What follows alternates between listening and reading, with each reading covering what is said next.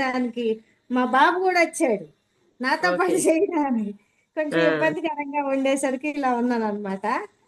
Okay. క్లాసులు okay. అయితే బాగున్నాయి మేడం, ఫస్ట్ నుంచి అదే చెప్తున్నాను. హ్మ్. బాగున్నాయి. అయితే ఇప్పుడు ఈ పాయింట్ నేను ఇందాక నుంచి అనుకుంది, అనుష గారు చెప్పారు చూడండి. చెప్తారు అవి విన్నాము, చెయ్యండి అంటారు. థ్యాంక్ యూ పొద్దున్నే లేచిన దగ్గర నుంచి రాత్రి పడుకునే వరకు ప్రతి వస్తువుకి ప్రతి మనిషికి థ్యాంక్ యూ చెప్పుకోమంటున్నారు.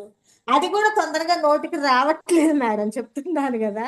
ఇప్పుడు ఆ! ఏమవుతుంది, క్లాస్ లో మీరు చెప్పి చేయించి దగ్గరుండి మేము చేయబెట్టుకుని నడిపిస్తాం అన్నారు కదా, అది జరుగుతుంది ఇక్కడ.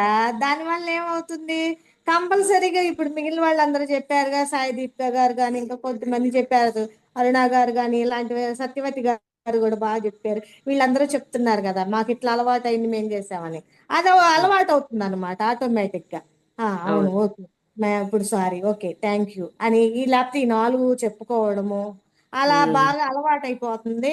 తర్వాత విడిగా మాకు చేసుకోవడానికి ఎక్కువ అవకాశంగా అలవాటు చేసేసారనమాట మీరు. ఇంకా అవును. జాయిన్ అయితే బాగుంటది క్లాసులు అనేది అనిపించేశారు మీరు అప్పుడే. అలాగే ఓకే. అది మేడం, ఇదే ఎక్కువ ఓకే. Thank you. అనిపించింది నాకు కూడాను.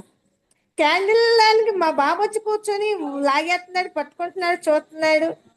ఆ అదే తెలుసు కదా, స్పెషల్ చైల్డ్ ఓకే. లీలకుమారి ఓకే. గారు గారికి తెలుసు. తను వచ్చి చూస్తున్నాడు, తనకి ఇలాంటిది ఓకే. అవసరం యాక్చువల్ గా.